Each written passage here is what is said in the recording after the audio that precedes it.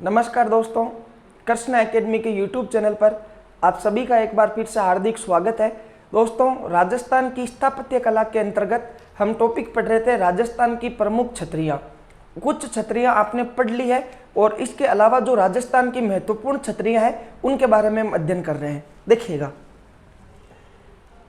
राजस्थान की जो महत्वपूर्ण छतरियाँ हैं दोस्तों, हम यूँ कह सकते हैं, उसमें देखिएगा एक छतरी है, हम यूँ कह सकते हैं जिसका राजस्थान के इतिहास से प्राचीन एक नाता रहा है या एक रिश्ता रहा है, हम यूँ कह सकते हैं, और इसका नाम है दोस्तों मूमल की मेडी।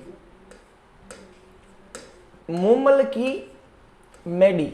देखिएगा दोस्तों, ये प्रश्न कई बार एग्जाम में पूछा गया है। देखिएगा कि मूमल की मेडी राजस्थान में कहाँ स्थित है।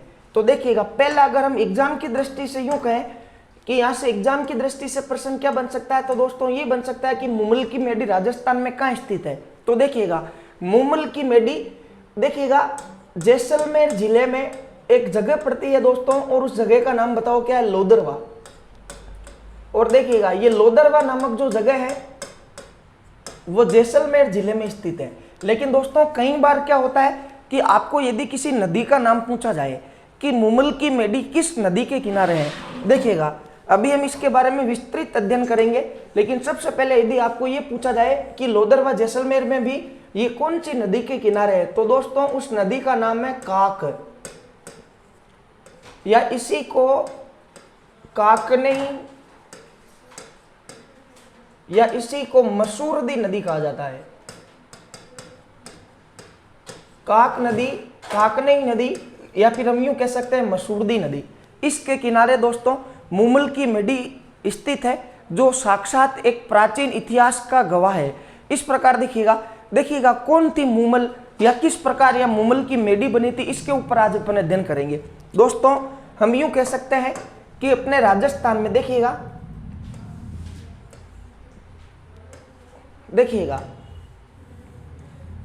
ये देखिएगा वर्तमान राजस्थान है, लेकिन दोस्तों पाकिस्तान और भारत के अलग अलग होने से पूर्व देखिएगा यहाँ पर एक रियासत हुआ करती थी, वो भी एक हिंदुस्तान का पार्ट था, और उस रियासत का नाम था दोस्तों अमरकोट। अमरकोट। और ध्यान रखिएगा अमरकोट अभी बताओ कहाँ चला गया, पाकिस्तान में चला गया, ध्यान रखिएगा। उसी प्रकार देखिएगा इस जगह पर दोस्तों एक भाटी वंश की रियासत हुआ करती थी, और उस रियासत का नाम था जैसलमेर। बताओ राजस्थान में भाटी वंश की रियासत का नाम क्या था, जैसलमेर था। दोस्तों जैसलमेर पर जिस वंश का राज था, हम यूं कह सकते हैं उस वंश का नाम बताओ क्या था, भाटी वंश था। और इस भाटी वंश में दो राजकुमारियां जन्म लेती है। देखिएगा बड़ी वाली राजकुमारी का नाम था मूमल, और छोटी वाली राजकुमारी का नाम था सुमल।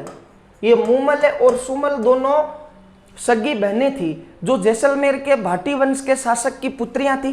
जबकि उधर देखिएगा जो अमरकोट है दोस्तों, अमरकोट के शासक उस समय थे बीसलदेव सोडा। बताओ अमरकोट के राजा कौन थे, बीसलदेव सोडा। क्योंकि अमरकोट पर जो वंश राज करके गया था उस वंश का नाम बताओ क्या था, सोडा वंश था। अब देखिएगा इन बीसलदेव सोडा का एक पुत्र था, और उसका नाम था दोस्तों महेंद्र। बताओ बीसलदेव सोडा के पुत्र का नाम क्या था, महेंद्र। आपसे यूं पूछ लिया जाए कि महेंद्र कहां का राजकुमार था, तो अमरकोट पाकिस्तान का, और बीसलदेव सोडा का पुत्र था। अब दोस्तों महेंद्र की जो एक बहन थी वो यहां परणाई गई थी गुजरात में, देखिएगा। और इस महेंद्र सोडा का जो जीजा था या जो इसका बहनोई था दोस्तों, उसका नाम था हमीर जडेजा। क्योंकि हम यूं कह सकते हैं कि गुजरात पर जो वंश राज करके गया था, राजपूत वंश, उसका नाम क्या था, जडेजा था। जैसे कि देखिएगा अभी एक भारतीय क्रिकेट टीम के प्लेयर भी रविंद्र जडेजा, जो गुजरात के रहने वाले हैं। इस प्रकार देखिएगा गुजरात के राजा कौन है, हमीर जडेजा। अमरकोट के कौन थे, बीसलदेव सोडा थे, और बीसलदेव सोडा का पुत्र कौन था, महेंद्र था। अब दोस्तों देखिएगा जब भी हम यूं कह सकते हैं कि जैसलमेर में देखिएगा ऐसा कहा जाता है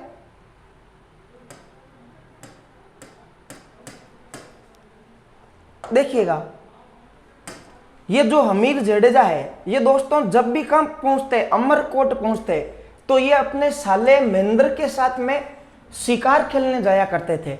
एक बार महेंद्र और हमीर जडेजा दोनों एक हिरण का पीछा करते करते काफी लंबी दूरी तय कर जाते हैं, लगभग 200-250 किलोमीटर। और ऐसा कहा जाता है कि उस हिरण के पीछे ये हाथ धोकर पड़ गए थे। और दोस्तों वो हिरण एक नदी के पास में जाकर गायब हो गया था, इनको दिखाई नहीं दिया था। और ये पूरे रेगिस्तान से चलकर आए थे तो प्यासे थे, इनको एक नदी के किनारे एक महल दिखाई देता है।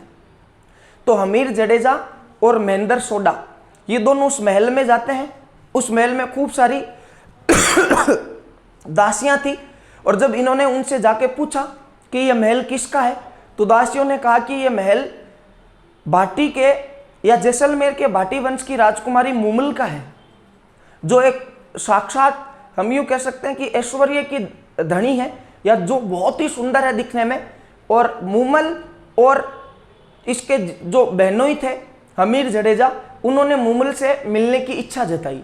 लेकिन दोस्तों रानियों ने या दासियों ने कहा था कि आपको मुमल से मिलने से पहले कुछ समय तक इंतजार करना होगा और एक एक करके मिलना होगा।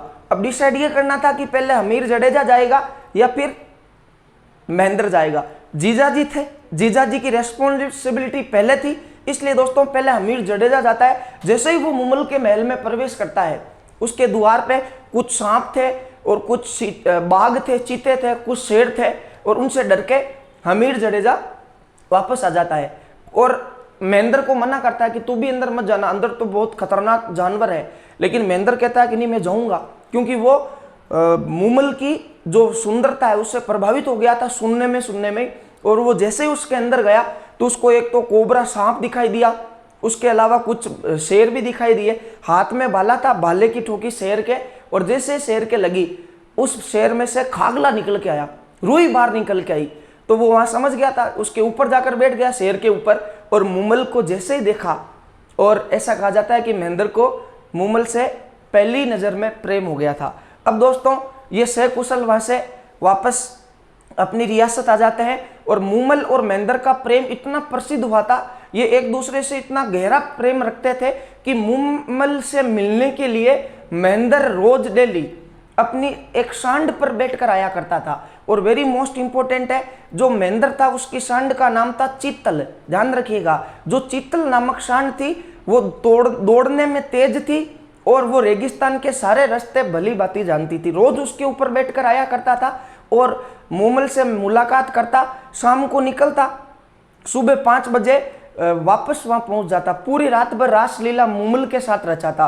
इसके और भी वो दोस्तों बहुत सारी रानियां थी। ऐसा कहा जाता है कि इनके टोटल 7 रानियां थी। देखिएगा, अब जैसे जैसे दिन गुजरता गया और रानियां सब कंफ्यूजन थी कि ये रोज सुबह 5 बजे आता है, पसीने से लथपथ रहता है और किस प्रकार। तो दोस्तों सारी रानियां मिलकर उनके ससुर विशलदेव सोडा के पास जाती है महेंद्र का शिकायत करने कि इनका 1 महीने से क्या पता क्या सिस्टम खराब हो रखा है, हमारे पास तो आते ही नहीं, क्या पता पूरी रात भर कहाँ गायब रहते हैं, सुबह 5 बजे आते हैं वो भी पसीने से लथपथ। तो विशलदेव सोडा ने कहा कि एक काम करना, ये महेंद्र जब कल रात को आवे किसी के भी पास में, तो तुम्हें एक काम करना, इसके जो पसीना है उसको एक कटोरी में लेके आना, मैं इसको पसीना सूंघकर बता दूंगा कि ये किस तरफ जा रहा है आजकल। दोस्तों उस रात जो महेंद्र था वो चीतल पर सवार होकर गया मुमल से मिलने, और जैसे ही वापस आया और अपनी छोटी वाली रानी के कक्ष में जाकर सो जाता है। अब काक नदी पार करके आना पड़ता था, ये वाली नदी, तो वो पानी में भी भीज गया था, पसीना भी था, लंबे लंबे बाल थे, और छोटी वाली रानी ने वो कटोरी नीचे रख दी। ऐसा कहा जाता है कि उस कटोरी में वो उसका पसीना और जो पानी था वो ससुर को ले जाकर दिया गया, और उस ससुर ने कहा कि यहाँ से 250 किलोमीटर दूर एक नदी है, काक नदी, उसका पानी है ये। इसका मतलब कुछ ना कुछ मामला गड़बड़ है और जो महेंद्र है वो गलत दिशा में जा रहा है। तो सबसे पहले कहा कि ये बैठकर किस हम यूं कह सकते हैं कि किस ऊंटनी पे, किस सांड पे जाता है। तो दोस्तों पता लगा है चीतल, तो उस चीतल के पैर तुड़वा दिए गए रानियों के और विशलदेव सोडा के सहयोग से, और उसके बाद में एक ऐसी सांड वहां पर रखी गई जो दिशा नहीं जानती थी या दौड़ने में भी इतनी अच्छी नहीं थी। महेंद्र गया शाम को और कहा चीतल कहाँ, बोले चीतल के तो पैर फ्रैक्चर हो गए। दूसरी सांड दी, बोले ये कैसी है दौड़ने में, बोले फर्स्ट क्लास। तो दोस्तों वो जो महेंद्र था वो सांड के ऊपर बैठ के और निकलता है। उसी रात ऐसे कहा जाता है उधर मुमल के महल में उसकी बहन सुमल आई थी और वो कुछ नाटक का दृश्य कर रहे थे, और उसी समय दोस्तों जो मुमल महेंद्र का जो सांड थी वो दिशा भ्रम हो गई थी और उसको जाना था लोदरवा जैसलमेर, लेकिन वो बाड़मेर चली जाती है। अब रात का टाइम भी हो गया और वो पूछता है किसी को कि मैं कहाँ हूँ, लोदरवा जाना मेरे को। तो कहा भाई आप तो गलत दिशा में आ गए हो, बाड़मेर उधर है लोदरवा जैसलमेर। तो फिर वो जाता है तो सुबह लगभग 2:30-3 बजे पहुंचता है मुमल के महल में। अब उस दिन हुआ ये था कि जो सुमल थी मुमल की बहन, उन्होंने रात को नाटक किए थे, मनोरंजन किया था और वो सो गई थी। तो जो सुमल थी उसने मर्द के कपड़े पहन रखे थे और वो मुमल के साथ में आकर सो गई थी। अब दोस्तों जैसे ही वहां पर महेंद्र पहुंचता है और महेंद्र ने मुमल को किसी और मर्द के साथ सोते देखा, तो जो उसकी घोड़े पर चाबुक आता है मारने वाला, जो ऊंट के ऊपर मारते हैं, वो गुस्सा आया तो वो वहीं पर छोड़ के आ जाता है वापस अपने अमरकोट की तरफ। और मुमल भी समझ आती है कि महेंद्र आकर तो गया था रात को, लेकिन मेरे से मिला नहीं। 2, 3, 4, 5 दिन 10 दिन गुजर गए, फिर भी वापस नहीं तो उसका कोई संदेशा और नहीं वो वापस आया। तो दोस्तों उसको लग गया था कि कुछ ना कुछ उसको गलत फहमी हुई। ऐसे करते करते 1 महीना गुजर गया और मुमल ने एक संदेश वाहक के साथ में एक संदेश भेजा कि तू जाके और महेंद्र को बुला के लेके आ। तो दोस्तों वो संदेश वाहक जैसे ही महेंद्र के पास जाता है और महेंद्र को कहा कि आपको मुमल बुला रही है, लेकिन मुमल की छवि महेंद्र के दिमाग में तो नेगेटिव थी कि वो किसी और मर्द के साथ में उस दिन रात को सो रही थी। इसलिए महेंद्र कहता कि आज इसको परखते हैं कि इसका प्रेम सच्चा है या नहीं है। और दोस्तों वो उस संदेशवाहक को ये कहता है कि तू जाकर मुमल को ये कहना कि महेंद्र की सांप खाने की वजह से मौत हो चुकी है। देखिए उसकी प्रतिक्रिया क्या होती है। जैसे ही ये बात उस संदेशवाहक ने आके मुमल को सुनाई, और दोस्तों जो मुमल थी जैसे ही महेंद्र के सांप खाने की खबर सुनती है और वो वहीं पे अपने प्राण त्याग देती है। ये बात जब महेंद्र को पता चली कि इस बात से मुमल मारी गई है, मुमल की हत्या हो गई है, उसके पश्चात दोस्तों महेंद्र भी अपने प्राण त्याग देता है। आज भी उसके बाद से वो जो कोठी थी, मुमल की मेडी थी, वो सुनसान हो गई, हम यूं कह सकते हैं। और वर्तमान में उसके कुछ ही अवशेष आपको देखने को मिलते हैं। काक नदी जो उस जमाने में बहती थी आजकल बिल्कुल नहीं है। हम यूं कह सकते हैं कि एक बरसाती नदी है, जब अच्छी बारिश होती है तो बहती है, अदरवाइज ये नदी भी नहीं बहती है। तो आज भी आपको उस मुमल की मेडी के अवशेष काकनी या मसूरदी नदी के किनारे लोदरवा जैसलमेर में देखने को मिल सकते हैं। ये दोस्तों मुमल का इतिहास था, आप इसका स्क्रीनशॉट लीजिएगा।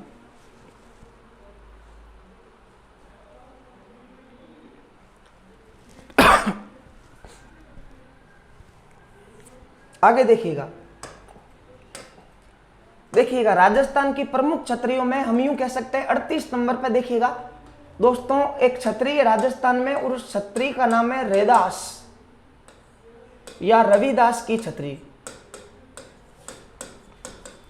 रैदास या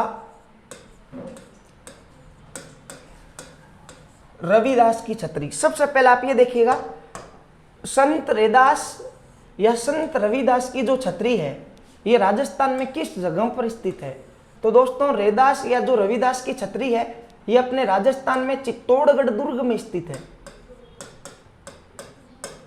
चित्तौड़गढ़ दुर्ग में। अब देखिएगा जो संत रैदास थे ये तो राजस्थान के रहने वाले ही नहीं थे, ये तो काशी बनारस या वाराणसी के रहने वाले थे। तो इनकी छत्री किस प्रकार चित्तौड़गढ़ में पहुंची।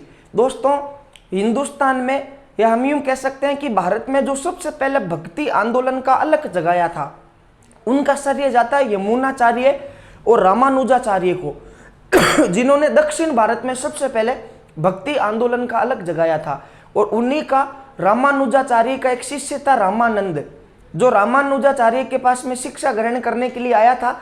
और उस रामानुज ने या उस रामानुज को रामानंद ने और इसके अलावा यमुनाचार्य ने यह दायित्व दिया था कि आप भक्ति आंदोलन का अलग उत्तर भारत में फैलाओगे। और दोस्तों रामानंद उस संप्रदाय का प्रचार प्रसार करने उत्तर भारत में आ जाता है। अब उत्तर भारत कोई छोटा क्षेत्र तो था नहीं, बहुत बड़ा क्षेत्र था।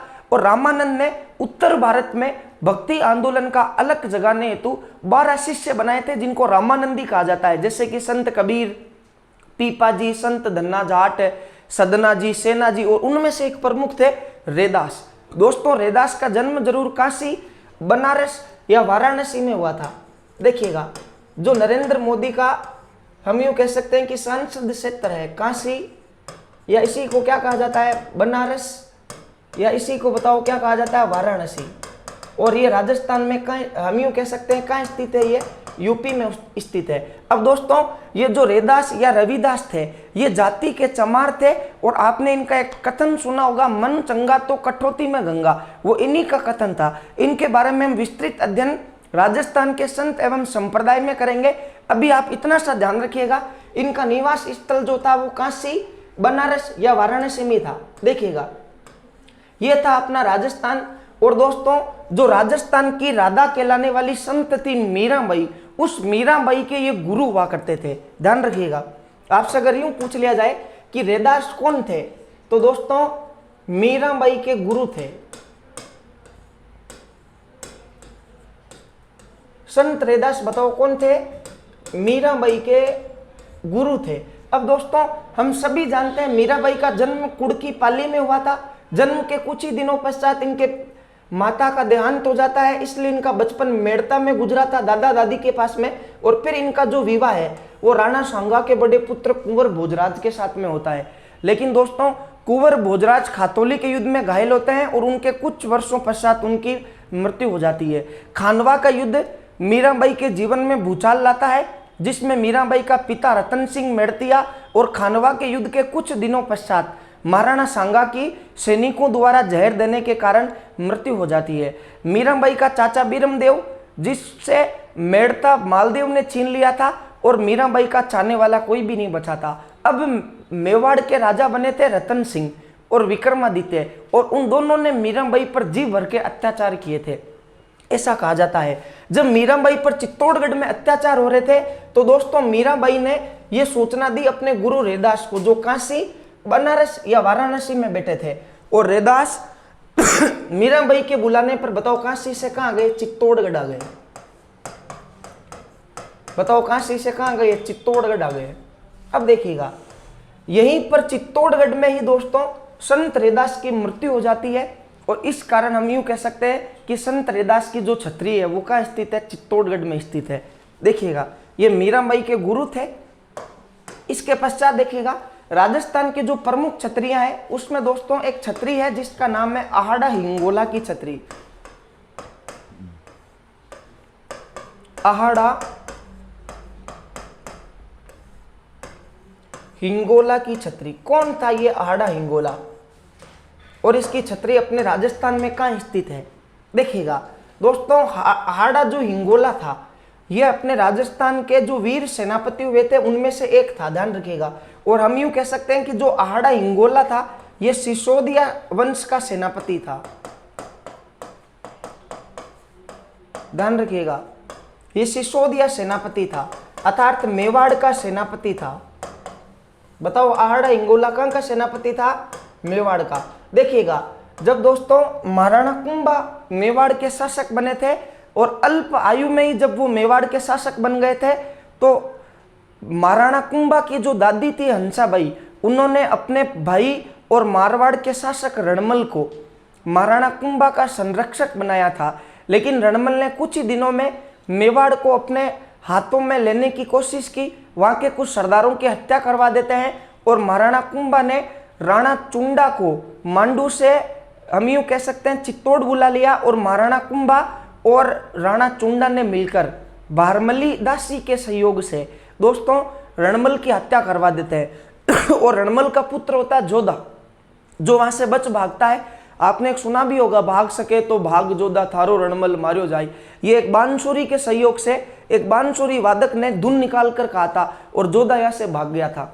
जोधा भागना था मंडोर, क्योंकि उस समय मारवाड़ की राजधानी मंडोर हुआ करती थी। और उसी समय दोस्तों महाराणा कुंभा ने इसका पीछा करने के लिए जोधा का राणा चुंडा को भेजा था, लेकिन राणा चुंडा पहले ही मंडोर दुर्ग पहुंच जाता है, और जोधा बीकानेर के काउनी गांव में जीवन अपना व्यतीत करने लगता है, मंडोर को जीतने की कोशिश करता है। देखते देखते 15 वर्ष बीत जाते हैं, लेकिन फिर भी जब वो जोधपुर को जीत नहीं पाता है, तो राणा चुंडा हार मान के और वापस चित्तौड़ आ जाता है, और पीछे सेनापति बनाकर आता है आहाड़ा हिंगोला को। उधर जोधा की भेंट होती है हम यूं कह सकते हैं हड़बूजी सांकला से, और हड़बूजी सांकला ने राव जोधा को मूंग और मोट की खिचड़ी खिलाई और कहा कि जब तक ये तेरे पेट में रहेगी, जिस जिस क्षेत्र पर तू घूमेगा वो क्षेत्र तेरे अधीन हो जाएगा। देखिएगा, और उन्हीं हड़बूजी का आशीर्वाद लेके और राव जोधा ने आहाड़ा हिंगोला की हत्या कर दी थी। दोस्तों देखिएगा, जो मंडोर दुर्ग का किलेदार था, और मंडोर अभी कहाँ पड़ता है, जोधपुर में पड़ता है, ध्यान रखिएगा। जोधपुर के राजाओं का जो निवास स्थली था वो मेहरानगढ़ दुर्ग था, लेकिन मेहरानगढ़ दुर्ग की स्थापना से पहले ध्यान रखिएगा जोधपुर के राजा मंडोर दुर्ग में रहते थे, जो इन्होंने प्रत्यार वंश के राजाओं से हथियाया था। तो आप ध्यान रखिएगा, आहाड़ा हिंगोला की हत्या किसने की थी, राव जोधा ने की थी, और राव जोधा इन्हीं की हत्या करके और जोधपुर के शासक बने थे। ये थे आहाड़ा हिंगोला, और ये मेवाड़ के सिसोदिया वंश के सेनापति थे। इनके बारे में हम विस्तृत अध्ययन मेवाड़ के इतिहास में करेंगे। अभी आप इतना सा ध्यान रखिएगा, आहाड़ा हिंगोला की छतरी कहाँ है, मंडोर जोधपुर में। आप इसका स्क्रीनशॉट लीजिएगा।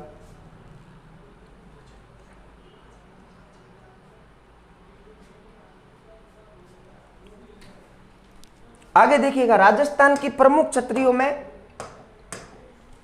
दोस्तों एक छतरी आती है जिसका नाम है गंगाबाई की छतरी। गंगाबाई की छतरी, जिनके नाम से भीलवाड़ा में एक गांव भी बसाया हुआ है। देखिएगा, लेकिन कौन थी यह गंगाबाई जिनकी छतरी आज आपको कला संस्कृति में पढ़नी पड़ रही है? इसके अलावा हम यूं कह सकते हैं कि गंगाबाई के नाम से एक गांव बसाया गया था, और दोस्तों उस गांव का नाम गंगापुर था, और गंगापुर कहाँ पड़ता है, भीलवाड़ा में पड़ता है। देखिएगा, भीलवाड़ा में बताओ कौन मिली थी, जानूड़ी। ये जो गंगाबाई है वो जानूड़ी थी महादजी सिंधिया की। महादजी सिंधिया ये एक मराठा सरदार थे, महादजी सिंधिया, और इनकी पत्नी का नाम बताओ क्या था, गंगाबाई था। अब दोस्तों कहा जाता है कि उस समय मेवाड़ के राजा और महादजी सिंधिया के बीच में कुछ गलत फहमियां हो गई थी, इसके चलते ये एक दूसरे के दुश्मन बन गए थे, और गंगाबाई मेवाड़ के महाराणा और महादजी सिंधिया के बीच वापस हम यूं कह सकते हैं कि स्थितियां सामान्य करना चाहती थी। एक बार जब ये मेवाड़ से वापस भीलवाड़ा लौट रही थी, उसी समय गंगाबाई की रास्ते में मृत्यु हो जाती है, और महादजी सिंधिया ने इस छतरी का निर्माण करवाया था, जो अभी बताओ कहाँ है, गंगापुर भीलवाड़ा में स्थित है। इसके बाद देखिएगा, राजस्थान की प्रमुख छतरियों में एक छतरियां आती है जिनको कहते हैं गोवर्धन। देखिएगा, गोवर्धन क्या होते हैं? ये दोस्तों किसी एक विशेष छतरी का नाम नहीं है, कई सैकड़ों और हजारों छतरियों को गोवर्धन के नाम से जाना जाता है। लेकिन गोवर्धन है क्या? देखिएगा, मारवाड़ के ऐसे वीर पुरुष जिन्होंने गोरक्षा हेतु अपने प्राण गंवाए, जिन्होंने गोरक्षा हेतु अपने प्राण गंवाए, उनके स्मारक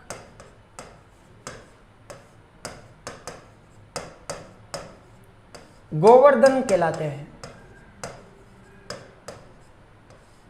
उनके स्मारक बताओ क्या कहलाते हैं? गोवर्धन कहलाते हैं। तो दोस्तों गोवर्धन कोई एक छतरी का नाम नहीं है, ध्यान रखिएगा।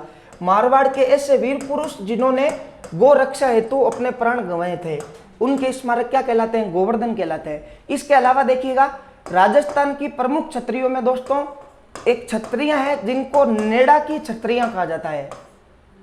नेड़ा की छतरियां, देखिएगा नेड़ा की छतरियां कहां स्थित है और इसको किस प्रकार याद करना है। मारवाड़ी में नेड़ा का मतलब होता है पास में, और आपसे अगर यूं कहा जाए कि दिल्ली के पास में राजस्थान का कौन सा जिला है, या दिल्ली के नेड़ा राजस्थान का कौन सा जिला है, तो दोस्तों उस जिले का नाम बताओ क्या है? अलवर है। अर्थात नेड़ा की छतरियां कहां है? अलवर। ये एग्जाम में सीधा प्रश्न आता है कि राजस्थान की कौन सी छतरियां जो शंख, सीपी और पीसी की लिपाई के लिए प्रसिद्ध है, इसके अलावा भित्ति चित्रण के लिए प्रसिद्ध है, उन छतरियों का नाम बताओ। तो वो दोस्तों छतरियां कौन सी है? नेड़ा की छतरियां। नेड़ा की छतरियां कहां स्थित है? अलवर में। और क्यों फेमस है? शंख और सीपी की लिपाई के लिए प्रसिद्ध है, इसके अलावा भित्ति चित्रण के लिए भी प्रसिद्ध है। दोस्तों ये राजस्थान की छतरियों से संबंधित एक वीडियो था। यदि आपको पसंद आए तो आप इसे लाइक और शेयर करना ना भूलें। इसी प्रकार हम आगे भी इस टॉपिक को इस प्रकार पढ़ते रहेंगे। धन्यवाद।